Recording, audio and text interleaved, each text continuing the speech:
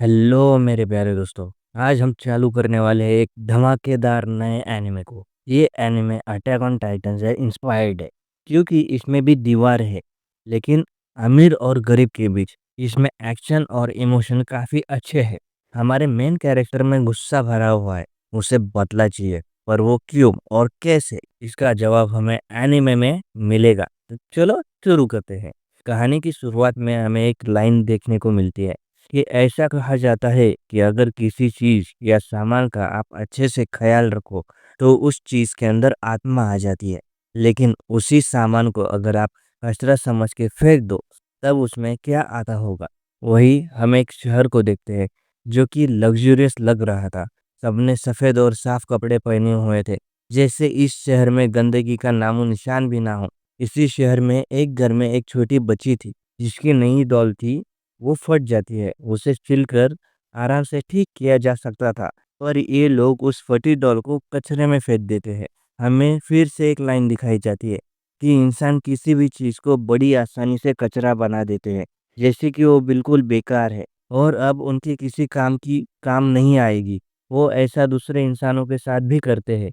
आगे वो कचरा टनल से होते हुए एक ट्रक में इकट्ठा हो रहा है और वो ट्रक इसे वेयर हाउस में ले जाके फेंक देते हैं। इसी बीच हम एक मास्क वाले लड़के को भी देखते हैं जिसका नाम रूडो है। वो वेयर हाउस के अंदर जाके कचरे में कुछ ढूंढने लगता है, लेकिन एक गार्ड उसे पकड़ लेता है। गार्ड समझ जाता है कि ये वही कचरा चोर है जो उनके सुंदर शहर को गंदा करने में लगा हुआ है। वो अलार्म बजा देता है और रूडो को सरेंडर करने को बोलता है, और रूडो उन पे कचरा फेंक कर वहां से भागने लगता है। वो लोग उस पर गोली भी चलाते हैं, लेकिन रूडो उनसे बच जाता है।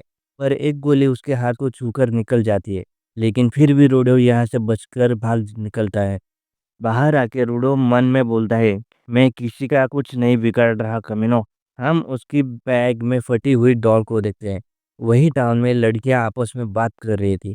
तुमने सुना क्या वो कचरा चोर कल भी आया था? आखिर कचरे की चोरी कौन करता है? वो जरूर झोपड़ियों में रहने वाला होगा। वही इनकी बातें एक आदमी सुन रहा था, जिसके कपड़े थोड़े मैले थे, क्योंकि ये आदमी झोपड़ी में रहने वाला है। ये लोग झोपड़ियों वालों को बहुत नीची नजरों से देखते हैं। वो लड़कियां कहती है कि जरा देखो ये कितना गंदा लग रहा है। ये लोग हमारे जमीन पर आते ही क्यों है? उस आदमी का नाम रेक्टो है। वो एक गेट खोलकर वहां से बाहर निकल जाता है और हम देखते हैं कि यहाँ एक बड़ी दीवार बनी हुई थी और दीवारों के दोनों तरफ जमीन आसमान का फर्क था। एक तरफ सब कुछ आलीशान और सुंदर था तो दूसरी तरफ सब कुछ गंदा, पुराना और मैला था। वो दीवार अमीर और गरीब को अलग रखने के लिए थी, और इन गरीबों को ही झोपड़ियों वाला कहते हैं। गरीबी वाली साइड में भी कचरे वाले चोर की बात हो रही थी कि उसके चक्कर में हम लोगों पर कोई मुसीबत ना आ जाए। तभी हम रूडो को देखते हैं, जो कि उस डॉल को ठीक करने में लगा हुआ था। तभी उसके पास एक लड़की आती है जिसका नाम चीवा है। चीवा रूडो को डांटने लगती है कि वो फिर से कचरा उठा लाया। शहर के लोग अपने कचरे को लेकर बहुत सीरियस थे। अगर उन्होंने रूडो को पकड़ लिया तो पता नहीं उसके साथ क्या करेंगे। तो उसे ये कचरा चोरी बंद कर देना चाहिए।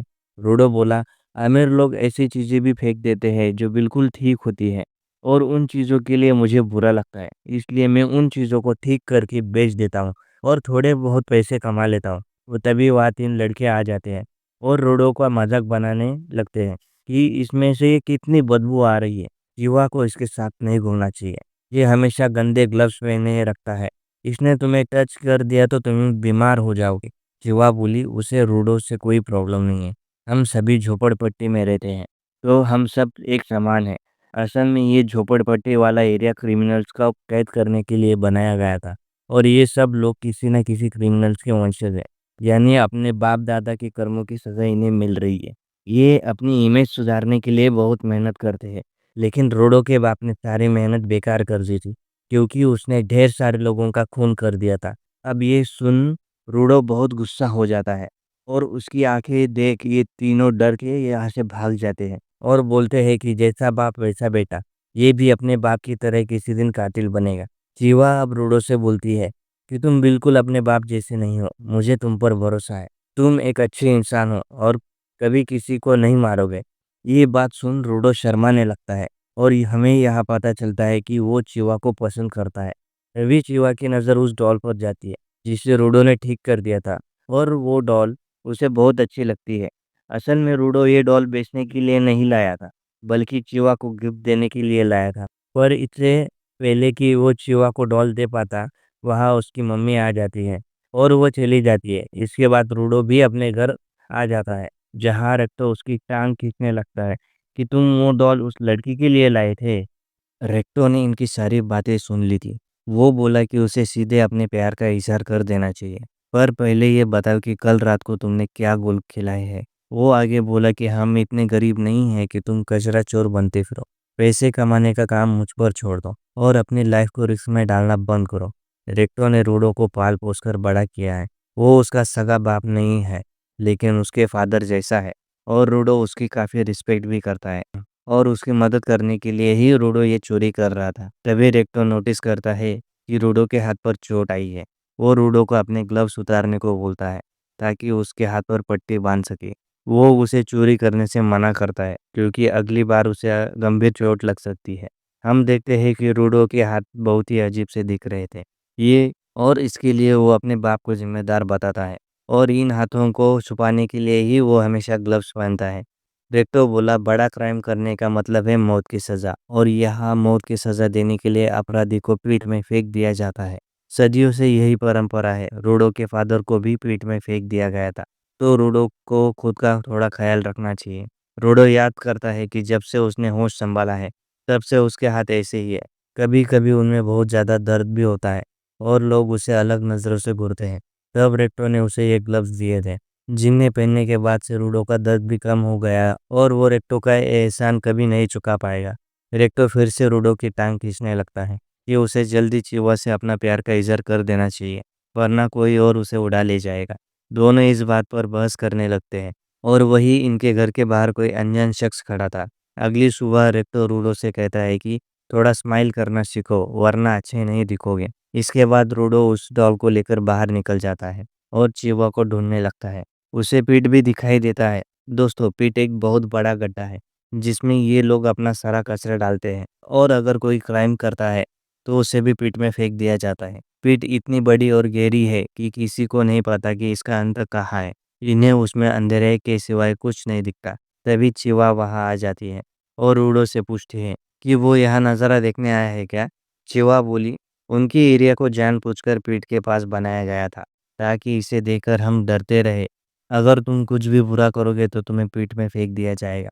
तो इन्हें ना चाहते हुए भी ये नज़ारा देखना पड़ता है। और वो आगे बोली, मैं नहीं चाहती कि रूडो को भी किसी दिन पीठ में फेंक दिया जाए और वो अगर कचरा चोरी करने के लिए पकड़ा गया तो उसे ज़रूर पीठ में फेंक दिया जाएगा। रूडो बोला, कल रेक्टो ने भी यही कहा था। केवा बोली कि उन्हें तुम्हारी चिंता है क्योंकि वो भी तुमसे प्यार करते हैं। अब रूडो ये सुन के चौंक जाता है। वो भी प्यार करते हैं? मतलब? तो अनजाने में चिवा ने कन्फेस कर दिया था कि वो रूडो से प्यार करती है। ये सुन के रूडो शर्म से अपना मुंह ढक लेता है और बोलता है कि मैं ये डॉल तुम्हारे लिए ही लाया था, पर ये कचरा है तो शायद ये तुम्हें उतनी पसंद नहीं आएगी। चिवा उस डॉल को ले लेती है और बोली कि वो इसे हमेशा अपने साथ रखेगी। ये सुन के रूडो की खुशी का ठिकाना नहीं रहता। वो ये सब रेक्टो को बताने के लिए भागने लगता है। रास्ते में वो कुछ पुलिस वालों से टकराता है। उसने सोचा पता नहीं वो यहाँ क्या कर रहे थे। रोडो फिर भागकर अपने घर की तरफ जाता है और सोचता है कि लेकिन मैंने तो चीवा को साफ-साफ बोला ही नहीं। रेक्टो कहेगा कि वापस जाकर उसे ढंग से प्रपोज़ करो। वो दरवाज़ा खोलकर अंदर जाता है तो उसके होश उड़ जाते हैं क्योंकि एक आदमी ने रेक्टो के पेट में तलवार घुसा दी थी। रोडो गुस्से में उस आदमी की तरफ भागता है तो वो आदमी उसकी पिटाई करके उसे बांध देता है। उसके पास एक बुक भी थी जिसे लेकर वो वहाँ से जाने लगता है। पर वो रूडो को कुछ नहीं करता। रूडो को रेक्टो की आवाज़ आती है। वो अब भी ज़िंदा था। वो रूडो से बोला, भागो यहाँ से और इस घटिया दुनिया को बदल दो। इतना कहते ही रेक्टो की डेथ हो जाती है। तभी यहाँ पुलिस वाले आकर रूडो को अरेस्ट कर लेते हैं। उन्हें लग रहा था कि रेक्टो ने रूडो को मारा है। रूडो उन्हें समझाने की कोशिश करता है, लेकिन वो उसकी एक नहीं सुनते। आस-पास के लोगों को भी ये बात पता चलती है कि बाप की तरह बेटा भी एक कातिल निकला। थोड़ी ही देर में रूडो को पीठ के पास ले जाया जाता है। इसने ना सिर्फ कचरा चोरी किया, बल्कि किसी की जान भी ली है, जो कि बहुत बड़ा पाप है। भले ही जिसे तुमने मारा है, वो एक मामूली झोपड़ी वाला था, लेकिन जो भी मर्डर जैसा पाप करेगा, वो इस पावन धरती पे रहने लायक नहीं है और इसलिए रूडो को मौत की सज़ा सुनाई जाती है और कहा जाता है कि इस कचरे को तुरंत ही पिट में फेंक दिया जाए। टाउन के लोग भी यही नारे लगा रहे थे। रोडो को तो समझ नहीं आता कि ये सब क्या हो गया।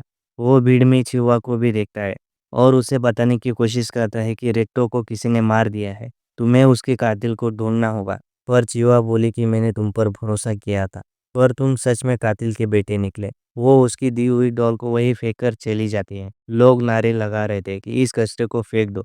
रोडो बोला, असली कचरा तो तुम लोग हो, जिनमें खुद का अपना दिमाग नहीं है। तुम्हारे पास आंखें और कान है, लेकिन उनसे ना तो तुम कुछ सुनते हो ना देखते हो। तभी उसे भीड़ में वही आदमी दिखाई देता है जिसने रेक्टो को मारा था, और इतने में ही रूडो को पीठ में फेंक दिया जाता है। गिरते हुए रूडो बोला कि मैं तुम सबको नर्क में भेजूंगा, तुम सब लोगों को मैं मार डालूंगा। रूडो काफी देर तक पीठ में गिरता ही रहता है, और जब उसे होश आता है तो वो कचरे के ढेर पर पड़ा हुआ था और जिंदा था। उसे अपने आसपास कचरे के अलावा और कुछ नहीं दिखता। ये वही कचरा था जो लोगों ने इतने सालों से पीठ में फेंका है। और तभी रूडो अपने पीछे एक बड़े से मॉन्स्टर को देखता है जो कि पूरा कचरे से बना हुआ था। उसे देख के रूडो फ्लैशबैक में चला जाता है। वो हमेशा सोचता था कि जिन लोगों को क्रिमिनल और कचरा समझ के पीठ में फेंक दिया जाता है, उनका होता क्या होगा। शहर के लोग बात कर रहे थे कि एक और झुपड़ी वाले को पीठ में फेंक दिया गया। पता नहीं ये लोग इतने क्राइम करते क्यों है। रूडो सोचता था इन लोगों के दिमाग में ही कचरा भरा है। प्रेजेंट में रूडो खुद अब पीठ में आ गया है। वो एक बड़े मॉन्स्टर से बच के भाग रहा था जो कि पूरा कचरे से बना था। वो मॉन्स्टर दहाड़ता है, जिससे वहाँ कुछ और भी कचरे से बने मॉन्स्टर आ जाते हैं और वो रूडो को चारों तरफ से घेर लेते हैं। रूडो सोचता है कि ये चीज़ आखिर है क्या, और ये चल फिर कैसे पा रहा है। रूडो उनसे जान बचा के भागता रहता है। तभी उसे एक इंसान की खोपड़ी भी मिलती है। वो ऊपर की तरफ देखकर चिल्लाता है, तुम कमीने मुझे इस नर्क में कैसे फेंक सकते हो। रूडो अब एक घाटी से नीचे फिसल जाता है। इस जगह की हवा में इतना ज़्यादा कचरा और पोल्यूशन था कि रूडो को सांस लेने में भी दिक्कत हो रही थी। उसने बोला, मुझे यहाँ से निकलना होगा, वरना वो ऐसे ही मर जाएगा। मुझे कोई सेफ जगह ढूंढनी होगी, लेकिन मेरे सामने तो बस एक कचरे का समंदर है। ऐसी जगह पर मुझे कोई सेफ प्लेस कहाँ मिलेगी। तभी उसे खून की उल्टी होने लगती है और वो मॉन्स्टर भी उसके पास आ जाते हैं। रूडो सोचता है कि क्या मैं ऐसे ही मर जाऊंगा, मैं कुछ कर भी तो नहीं सकता। तभी उसे रेक्टो की याद आने लगती है और वो सोच लेता है कि वो नहीं मर सकता। मुझे बदला लेना है उन लोगों से जिन्होंने मुझे अपराधी घोषित कर दिया, उन लोगों से जिन्होंने मुझे इस पीठ में फेंक दिया। और सबसे पहले उस कमीने को ढूंढना है जिसने रेक्टो को मारा था, और तब तक मुझे जिंदा रहना होगा। तभी रूडो के ग्लव्स में किसी तरह की एनर्जी आ जाती है। उसे अपने सामने कुछ चीज़ें चमकती हुई दिखाई देती है और वो एक पाइप उठा लेता है। और जब वो मॉन्स्टर उसे खाने आता है तो रूडो उस पाइप से उस मॉन्स्टर के मुंह पर मारता है। वही एक आदमी दूर बैठे ये सब देख रहा था। रूडो अब उस पाइप से मॉन्स्टर को पीटने लगता है और वो अलग अलग चीज़ों को उठाकर उनसे लड़ रहा था, लेकिन खराब हवा की वजह से उसकी हालत खराब होती जाती है। तभी दो मॉन्स्टर उसे खाने आते हैं और हम फिर से वो रेड एनर्जी देखते हैं। उसकी मदद से रूडो एक मॉन्स्टर की गर्दन उड़ा देता है और फिर एक पतरे का टुकड़ा उठा के दूसरे मॉन्स्टर को डिस्ट्रॉय कर देता है। मानो उसके अंदर कोई सुपर पावर आ गई है। वो जिस भी चीज़ को छू रहा था वो हथियार बनती जा रही थी। लेकिन वो सबसे बड़ा मॉन्स्टर अब भी बाकी था, जो कि रूडो को दूर उछाल देता है। रूडो देखता है कि वो किसी आदमी के सामने जाके गिरा है जिसके हाथ में एक छाता है, और इस आदमी ने अपने मुंह पर किसी तरह का मास्क पहना हुआ है। वो आदमी रूडो के मुंह पर भी मास्क पहना देता है, जिससे रूडो अब ठीक से सांस ले पा रहा था।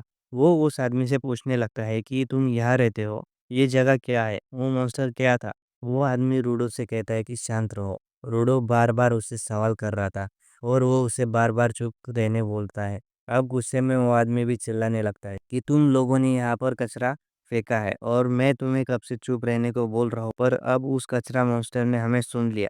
वो कचरे से बने मॉन्स्टर है, तो तुम उन्हें ऐसे ही खत्म नहीं कर सकते, और वो लोगों के साउंड पर रिएक्ट करते हैं। इसलिए मैं तब से तुम्हें चुप रहने के लिए बोल रहा था।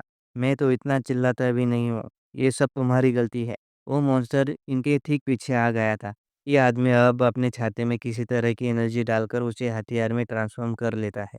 वो मॉन्स्टर इसकी तरफ हाथ बढ़ाता है, तो ये आदमी अपने छाते को किसी तरह घुमाने लगता है, जिससे उस मॉन्स्टर का हाथ कट जाता है और उसे काटने के बाद वो कचरा मिट्टी बन जाता है। इनके सामने अब ढेर सारे मॉन्स्टर्स आ जाते हैं।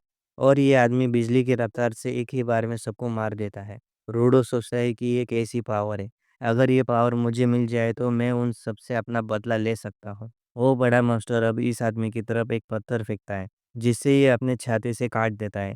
इसके बाद ये अपने छाते को बड़ा करके एक धमाका करता है, जिससे वो मॉन्स्टर पूरी तरह तबाह हो जाता है और उस आदमी का छाता बिल्कुल पहले जैसा नॉर्मल हो जाता है। रोडो पूछता है कि तुम कौन हो? मास्क उतार कर बोलता है, मेरा नाम इंजिन है और मैं एक क्लीनर हूँ। तभी उसे बदबू आती है और वो अपना मास्क वापस पहन लेता है और रूडो को डांटने लगता है, तुमने मेरा मास्क क्यों उतरवाया कमीने? तभी रूडो बेहोश हो जाता है। हमें रूडो का एक फ्लैशबैक आता है, जहाँ वो कुछ बच्चों से झगड़ा करके आया। उसने उनसे कहा था कि चीज़ों में भी जान होती है और वो उस पर हंसने लगते हैं। रेक्टो पूछता है कि तुमने उन्हें पलटकर मारा, जिस पर रूडो मना करता है। तो रेक्टो कहता है कि अच्छा किया।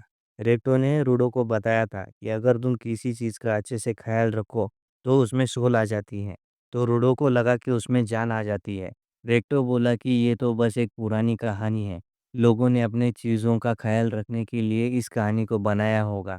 पर मैं इस बात पर यकीन करता हूँ, जैसे इस टॉवल में भी सोल है, जो तुम्हें इतने अच्छे से साफ कर देता है। रूडो पूछता है कि तो उस कुर्सी और उस टेबल में भी सोल है? रेक्टो हंसते हुए बोलता है कि हो सकती है। रूडो अब पूछता है क्या इन ग्लव्स में भी? रेक्टो कहता है कि अगर तुम इनका अच्छे से ख्याल रखोगे तो कुछ टाइम बाद इनमें भी सोल आ जाएगी। अब प्रेजेंट में रूडो को होश आता है। वो चेन से बंधा हुआ था, उसे इंजन ने बांधा था और वो उसे घसीट कर ले जाने लगता है।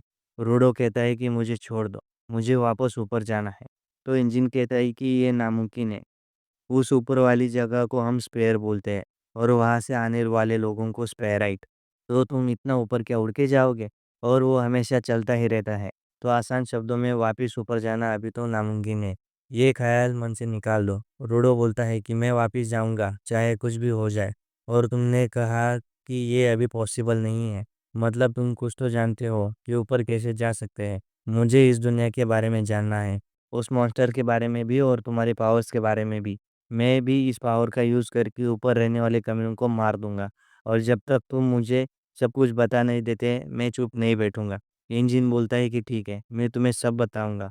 वो उसे घसीटकर एक खाली जगह में लाता है, जहाँ पर एक घर था और वो रूडो को यहीं छोड़कर जाने लगता है। उस घर में से कुछ लोग निकल कर बाहर आते हैं।